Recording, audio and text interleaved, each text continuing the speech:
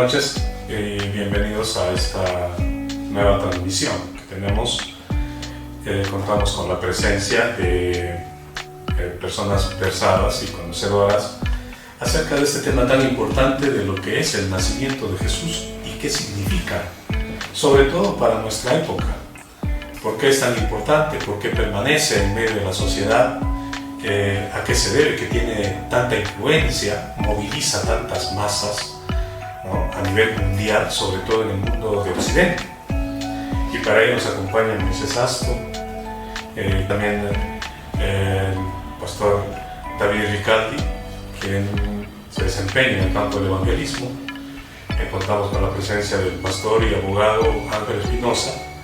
Asimismo nos acompaña Daniel Torpoco, quien es ingeniero agroforestal y quien nos va a dar una mirada a partir del espacio secular en cuanto a este conocimiento. Y también está el psicólogo y teólogo Daniel González.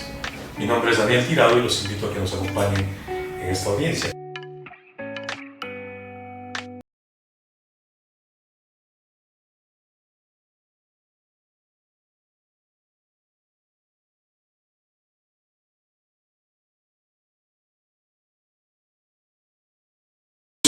Magos de Oriente que van a buscar y siguen una estrella.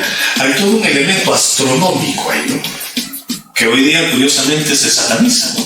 Pero sin embargo en aquel tiempo es un conocimiento muy valorado, cuyo mensaje va a ir mostrando de que no solamente le esperan a este niño rey los judíos, están atentos también otras culturas. Esto ya trasciende.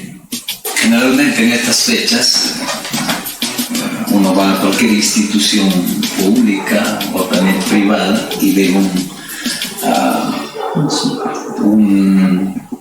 armado en su puerta de un nacimiento, ¿no?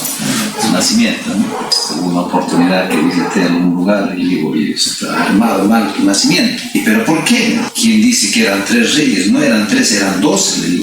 Hay que alargar su nacimiento. Al fin y al cabo, de todas maneras hay en el corazón, en el pensamiento de las personas, que y hay un festejo de un Dios, ¿no? De un Dios.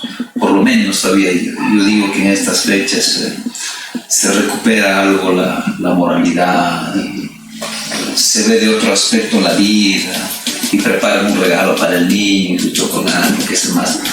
Pero más que ello, yo creo que se debe de recuperar la esencia a la cual vino Cristo. Otro de los elementos que también llama la atención, cuando ya Jesús es un niño, desafía el status quo, ¿no? En una sociedad donde los adultos tienen mucho que decir y aquello que tienen que decir es más importante que lo que piensan los niños, aparece un niño sentado en medio de los maestros, de los especialistas de la ley, y les rebate las ideas. Cosa que hasta el día de hoy, siglo XXI, no está permitido. No es aceptable que un niño en la escuela se siente a cuestionar, a refutar, a replantear las perspectivas de pensamiento frente a los docentes. Pues si es el hogar ya es peor. Los papás y mamá tienen la máxima razón. Son las eminencias de todo el conocimiento. Si los niños cuestionan, inmediatamente tenemos la etiqueta, es malcriado, ¿no? Está mal educado, tiene que aprender a respetar las normas de la casa y de la sociedad. Entonces, tenemos a un Jesús que fuera de todo pronóstico, siglo I, ¿no?, donde se supone que el patriarcado es mucho más intenso, más fuerte, más exigente, más segregador de niños. Sin embargo, es un niño de quien se sorprenden de su doctrina. A partir de esto quiero recuperar la pregunta que hizo Daniel Torpoco. ¿Y dónde están esos Jesús? ¿O ese Jesús ahora? Porque en las iglesias no está. Las iglesias, por ejemplo, es un lugar donde a los niños también no se les deja decir cosas, ¿no? Expresarse cosas. ¿Qué sospechas, Daniel? ¿Dónde puede estar ese Jesús? O correspondiendo a tu propia pregunta. Definitivamente está en cada persona, pero el detalle está en que ese don de la inteligencia hay que desarrollarlo, hay que hacer de que trascienda. Y lo que últimamente es importante reconocer es que ante un mundo complejo, donde existen miles, millones de células, por decirlo, las bacterias, los virus, los animales, la flora, la fauna, la flora más de 250.000. Tendríamos que entender esas ciencias para comprender todo este proceso de vida. Supongamos, por ejemplo, una persona que ha sido formado militarmente, simple y llanamente responden a una orden y no tiene, digamos, elementos de juicio ni de él ni de su entorno. Entonces, ¿qué podríamos esperar de una persona? Tendríamos que definitivamente decirle de que si Dios te ha creado a su imagen, tú eres Dios o podrías ser Dios. Te da esa posibilidad de crecer, pero mientras tanto no. Definitivamente acá juega un papel importante la política. Si la política no es formativa, creativa, tener el espíritu crítico, en el buen sentido de la palabra, pues nuestra capacidad de discernir va a ser muy limitada. Entonces, simple y llanamente ese Jesús no existe en esa persona. Tal como existe el bien y existe el mal, pues como muchos lo han dicho, está muy cercano a la ignorancia. Pues, ¿qué podríamos esperar de una persona que no conoce su yo personal? Creo que nada. Entonces está en el limbo para que pueda ser manipulado, para que pueda ser manejado al antojo de otros intereses, ¿no? Nos queda, creo, mucho por seguir viendo la parte formativa del individuo. Es una lectura psicopolítica en sí, porque ¿quién es ahora tu jefe? ¿Quién es el que te explota ahora? Tú mismo. Y a veces antes era la otra persona, ¿no?, que te explotaba, pero ahora eres tú mismo. Tú mismo te exportas, ¿no? Lo haces todo el tiempo. Claro. Justamente Moisés hablaba de la Agenda 2030 de la ONU. Entonces me imagino que también el Imperio Romano tenía su propia agenda, Claro, de hecho. ¿no?, en la cual los niños no figuran como entes importantes, ¿no? Por eso es que ahora también, como decía Moisés, esa Agenda 2030 no le da importancia a la vida, más a lo tecnológico y a lo super o suprahumano, ¿no?, pero no a lo humano. Entonces es ahí cuando Jesús se hace importante. Todo aquello que es fuera del molde, que es diferente, es peligroso, ¿no? Todo lo que es diferente es peligroso. Y Jesús fue diferente. Entonces esa sería la respuesta, no ser diferentes al sistema, ¿no? Ser diferentes al sistema. Claro. Podría un poquito ahondar este punto que yo lo considero esencial, la imagen de Jesús y el amor. ¿Qué nos pueden decir del amor en relación a Jesús? Yo enseño primaria, el curso de educación cristiana.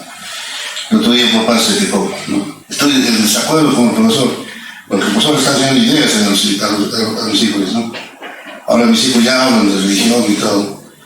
O sea, él está de desacuerdo en que sus hijos opinen. Pero yo a los pequeños ya de 8 o 9 años les digo qué opinan. ¿Qué opinas tú? ¿Qué opinas tú? Y ellos, como usted decía, son teólogos en sí. Claro.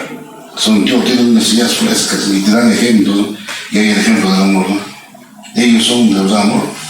Entonces todos somos tal vez en sí pequeños Cristos, pero cuando somos pequeños, niños, ya cuando crecemos dejamos esa meta de la vida. Y lo que dijo Jesús, ¿no? Si no os volvéis como niños, no entrará el reino de los cielos, dicen. O sea, a volver a esa conducta, ¿no?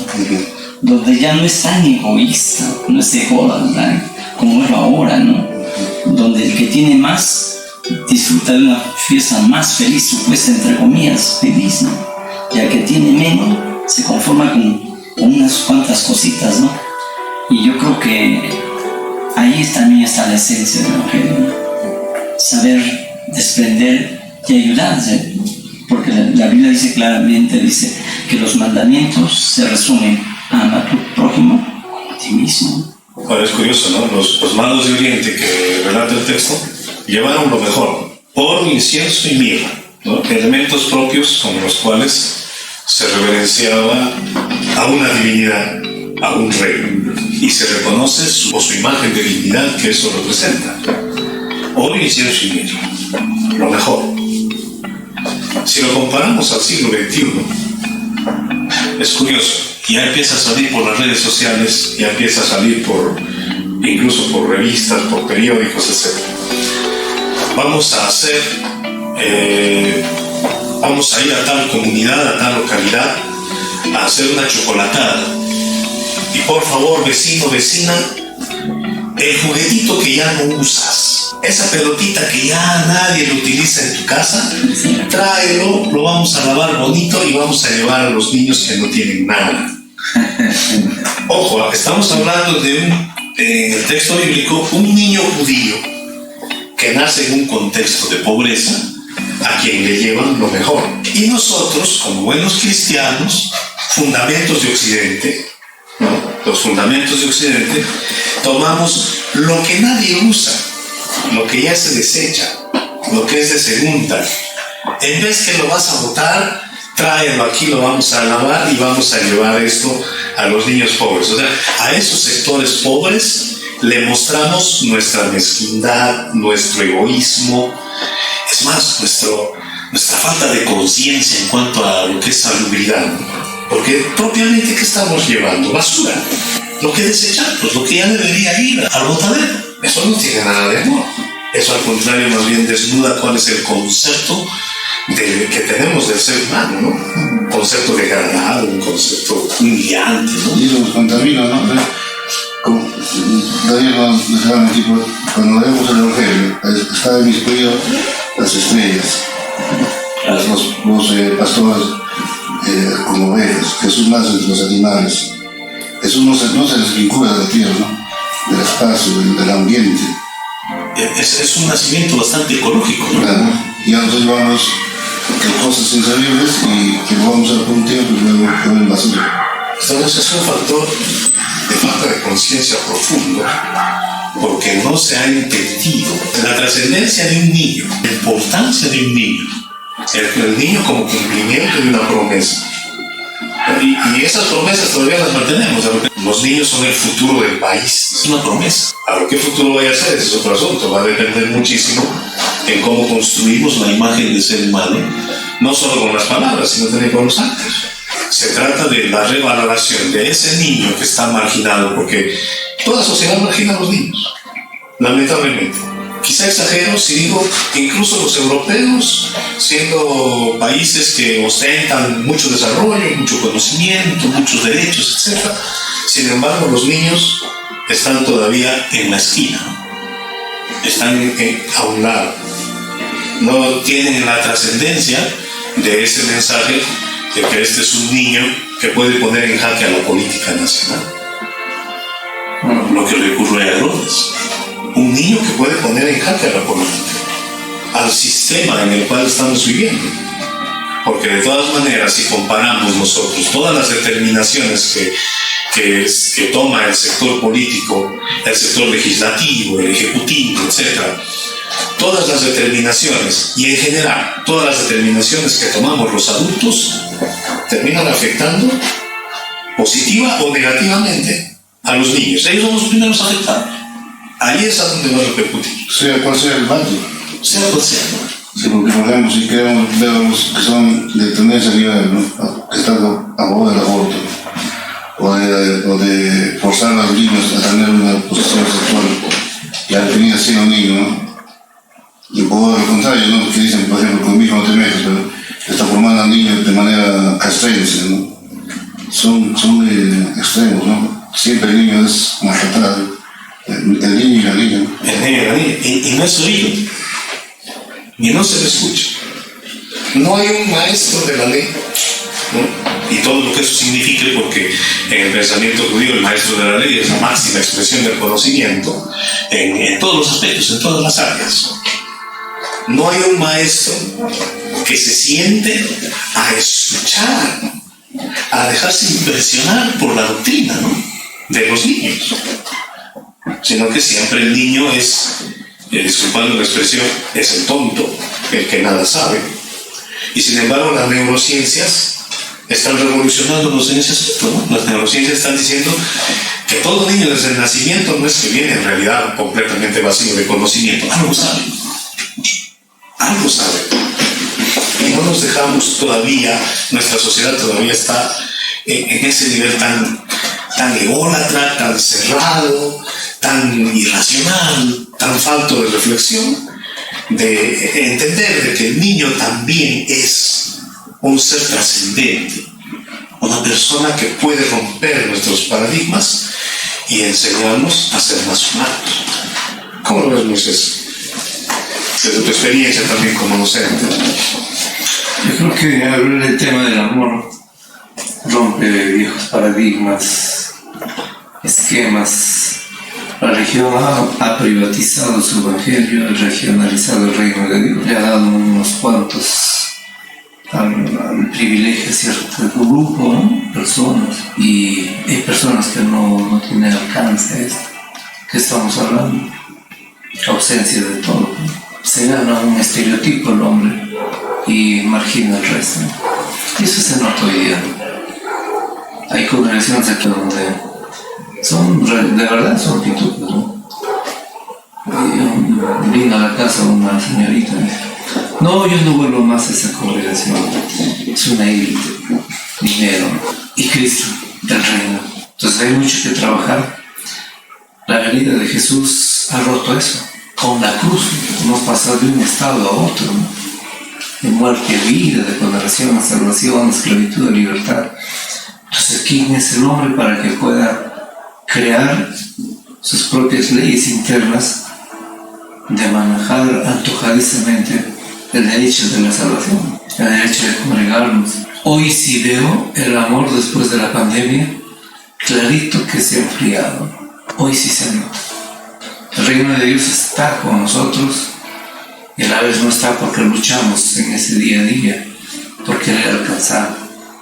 Pero el reino en sí es transformador, vivificador, resiliente, ¿no? Entonces volvamos otra vez a la palabra, ¿no? A esa palabra que edifica, construye, que no margina.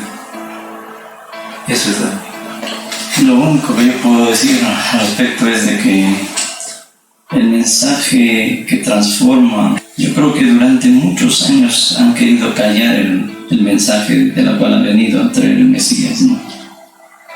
Cuando estaban sus discípulos hicieron callar, ¿no? Le golpearon con la finalidad que callan. Pero uno de los principales dice: no vaya a ser que estamos luchando contra Dios, ¿no? Y han pasado siglos, durante muchas culturas se ha tratado de callar. Pero lo que podemos resaltar en este tiempo, en el caso personal mío, es de que en una ciudad donde se estaba trabajando demasiado, yo escuché ese mensaje que me transformó. Era un mensaje así, sencillo, que entró a mi corazón y me transformó, ¿no? Y yo creo que ese es lo que necesitamos en este tiempo, tener ese encuentro personal con el mensaje de las buenas, ¿no? Yo creo que de aquel que se llama cristiano, obligatoriamente se tiene que ceñir a las Escrituras. Las Escrituras señalan claramente que es Cristo el quien vino a redimirnos, ¿no? Eso absolutamente se ha perdido ahora en este siglo XXI, en la propia iglesia, ¿no? Y eso, ¿no? Nadie identifica que es la celebración de que vino un Redentor, ¿no? Sino ven de manera tangencial al festejo, al jolgorio, a la alegría, pero eso no es la esencia absolutamente. Aquel que se llama cristiano está en la obligación de volver a la Escritura y extraer cuál es la esencia del Redentor, Cristo. Y eso es lo que debemos festejar ahora. Definitivamente también hay una necesidad de fluir en, digamos, decir desde aspectos comunes más esenciales. Yo me pregunto, ¿por qué hay muchas religiones? Le llaman sectas.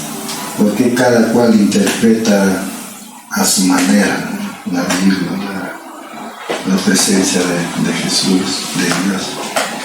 Es necesario en realidad volver a reempezar, como quien dice volver a nacer, pero reconociendo de que la vida está regida por leyes que hay que cumplir.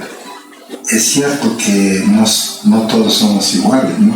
Los dedos de la mano son diferentes, pero la mano tiene un objetivo que cumplir, sin necesidad de ser iguales, hay un objetivo común.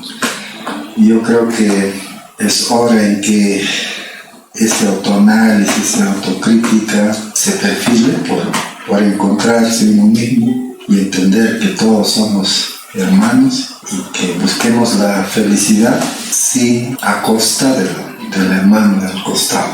Es complicado, es difícil, pero sí podemos hacerlo.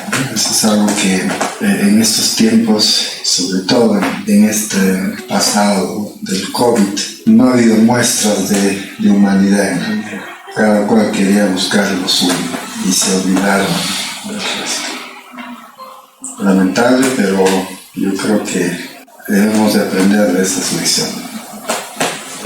Eso quería contar. Tenemos que dejar ya o abandonar tal vez formas de pensamiento, ¿no? Que nos alejan de Dios, por ejemplo, ¿no? Pensamiento colmena, donde todos tenemos que pensar lo mismo y hacer lo mismo y decidir lo mismo. Hay que ser diferentes, ¿no? Si somos así, diferentes, vamos a estar un poco más cerca tal vez del proyecto de Dios, de Cristo mismo. Y como decía Daniel, aprender de los niños, sentarnos a escucharlos, a aprender de ellos y guiarlos para un camino diferente, ¿no? Porque este camino que el sistema nos está pasando tiene una muerte. Esta última guerra que está viendo, ¿no? Cuántos miles de niños están muriendo, cómo el sistema trata de matarlos, cómo trata de matar a Jesús. Ahí podemos notar que los niños son importantes en el plan de Dios.